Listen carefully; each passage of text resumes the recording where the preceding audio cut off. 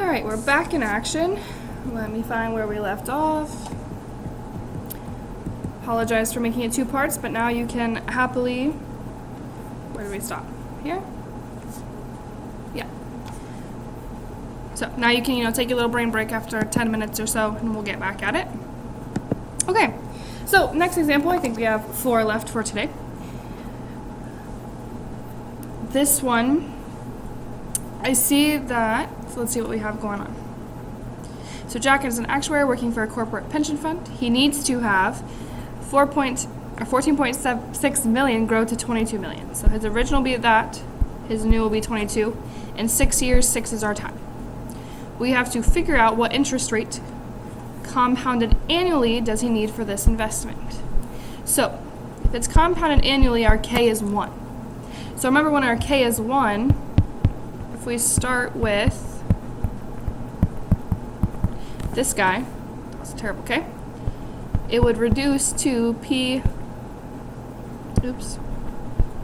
equals P times 1 plus R, right? It'd be R over 1, which is just R, to the 1 times T, which is just T.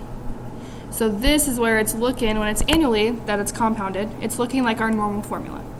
So even if you forget this and you don't want to memorize this, start with this guy that we are memorizing and just put 1 in for K. It literally goes to the exact same equation. So either way, you'll get there. Okay, let's plug in what we know. I'm just going to put 22 and 14.6 in instead of writing them as millions. If you wrote them as millions, you will get the same amount, because it's either you both write them as 22 million actually or leave it as 22. But our A, 22, equals our original was 14.6, 1 plus our rate, we don't know, and we have 6 years. So our goal, obviously, is to solve for R.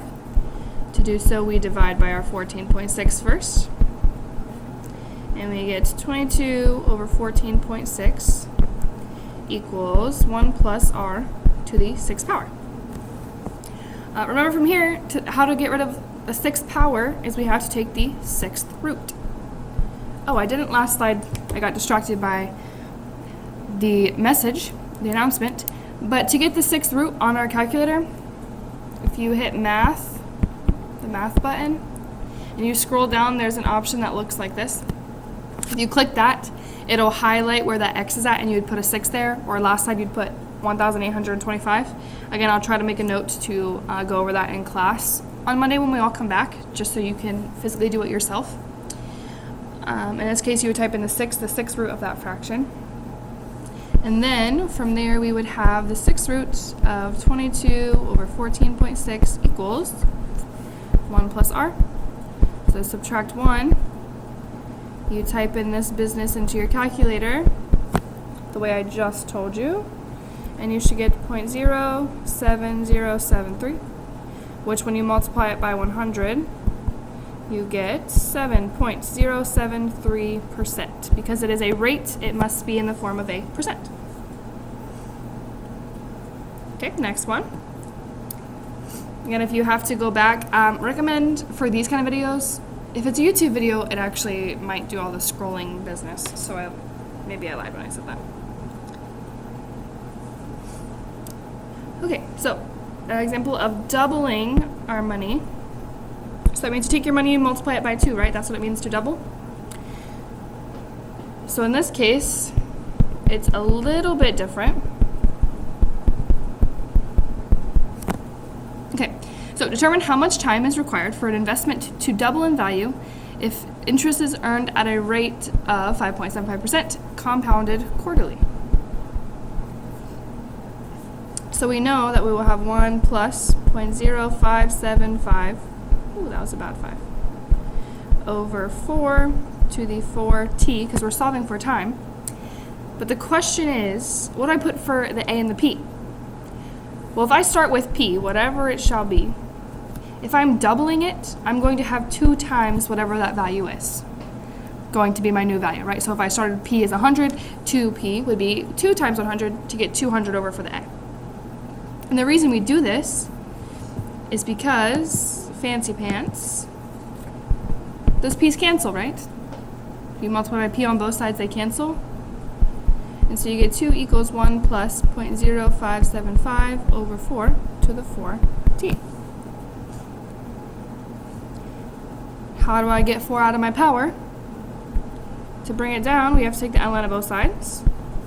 So you have ln of 2 equals 4t times ln of 1 plus 0.0575 over 4. Right, I have to divide because it's all multiplied together. To make that 4 cancel, I'd have to divide by 4. To make this ln business cancel, I'd have to divide by that whole big thing. So that will cancel. I will divide my other side by exactly what I just put down there. Type this whole business into your calculator, and we get t equals 12.141 years. Now this would be a point in class where I would say, are we done? Did we find the answer? And you would all say yes, and I'd say, nope, you're wrong. Because, trying to get green, there we go. It's compounded quarterly, right? I don't know what 0.141 years is. I don't know how many months that is. I don't speak decimal. So to figure out how many months that is, I do 0.141 times 12 months in a year. And when you type that in your calculator, you get 1.692. So 1.7 months, really. Well, again, it's not compounded every month. So I can't just be like, 2 months. It's compounded quarterly. So again, my options are 3, 6, 9, or 12. And it's closest to 3. So I would be at 12 years and 3 months, because that's when it would be compounded. So that's when it would actually get up to that amount. That's when the interest would actually be put into the account, is at 3 months, not at 1.6 months.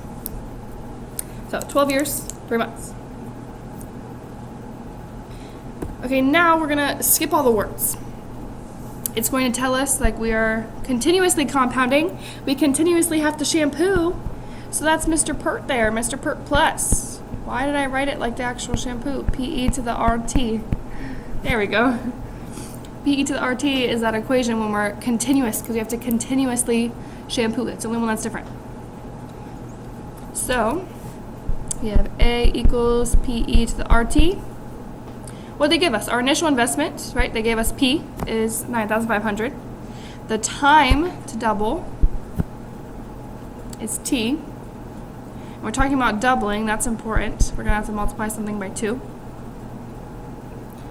So we have to do 2 things. First, find the APR, the annual percentage rate.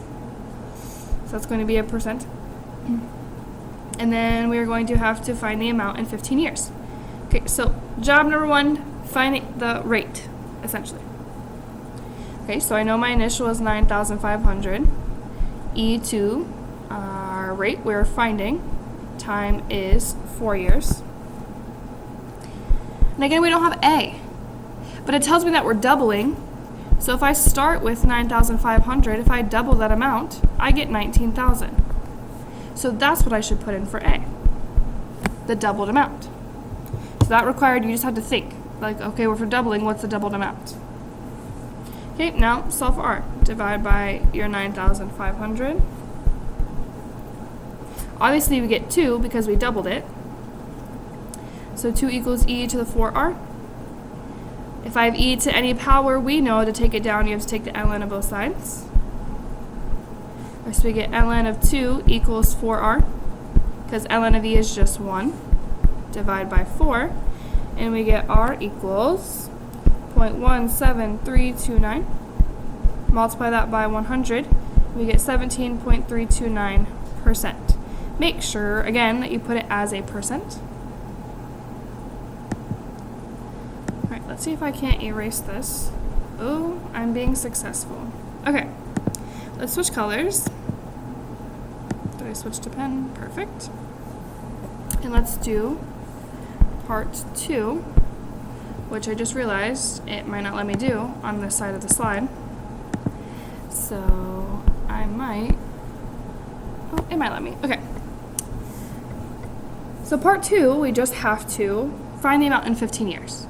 So we're making t equal to 15. Okay. So we're finding our new amount, our final amount. We still put $9,500 into the account originally. E to the, our rate we just found to be 9.17329. And then 15 years, so our t is 15. Plug this whole thing into your calculator, and once you get that all typed in, you should get $127,822.40. So really these, once you know your equation, it's not hard. It's a lot of plugging in. Knowing what letters go to what. Your R is a rate, your T is time, your A is your final amount, and your P is your initial. Like your P of O that you had before. Plug in what you know, figure out what you're trying to find, solve for that variable. Sometimes there's something that, when we had to double it, you had to know that you had to do 2 times that amount to get 19,000. Little things like that are what might trip you up, but it's not too terribly difficult. Okay, last one for today. Yeah, last one. It tells us we're looking for doubling time. So again, we're gonna have some kind of times 2 action happening. Okay, our percentage rate is 7, so 0.07 is our R. We are compounding monthly, so our K is 12. Yikes, that's bad. And then we're finding our time to double. So we're finding T. And once again, we don't know what we start with, but we know that we end with 2 times that amount. So that's our 2P situation that we have to do again. If you're given your amount first, like if you're given your P, obviously just take that times 2. If you're not given it, it's probably going to be the 2P and the P, and they cancel out. So you don't have to deal with that variable. We get 1 plus, sorry if you need that equation that we have to memorize. If it's not talking about continuously, and it's not saying any of our present value or whatever, which I would give you that formula. Essentially, if it's not saying continuously, you're using this formula. So our R is 0.07. Our K was 12 to the 12 times T. We're solving for T. Again, our P's cancel, so we get 2 equals, sorry. Let me try again. 2 equals 1 plus 0.07 over 12 to the 12T. Right now I have one thing to a power. So to figure out how can I get rid of that power, well, we know that we can bring it down and take the ln of both sides, just like we've been doing for many chapters and a lot today. Again, to divide, I know I want to divide by 12, so those cancel out. And I want to divide by this ln of 1 plus 0.07 over 12. So those cancel, and I'm just left with T. So I'd also have to divide this by the same thing. Type this whole business into our calculator, and we would get T equals 9.931 years. Again, are we done? The answer is no, we are not. Because I don't know what 0.931 years is. I don't understand what that means. So I'm going to multiply by that by 12. And I would get 11.172 months. Okay? It's compounded monthly, right? So after 11 months ends, that's when it would compound and I would get to my amount. So this would actually round up to 12 months. Which obviously 12 months is 1 year. So I would go up to just 10 years. That's my little about sign. So again, it's because I had 9 years and it's 9 years and technically this will be 12 months. Well, 9 years and 12 months is just 10 years. So that's going to be our answer. All right, that is all for day 2. We have a whole 4 slides to do for day 3. And that'll be all for 6 or 3.6. Again, make sure that you're filling out the notes because I will be taking a grade for them. I have said it in every video and every part of, well, the end of every day. And I've written it in Schoology so you know that it's be taken for a grade, and I'm pretty confident I said it in class. So just make sure you're doing it. It's not hard. All you gotta do is write the notes. You don't even have to do any homework or anything. And as always, let me know if you have any questions. And I will see you tomorrow for part 3. Maybe I'll draw you a picture for tomorrow.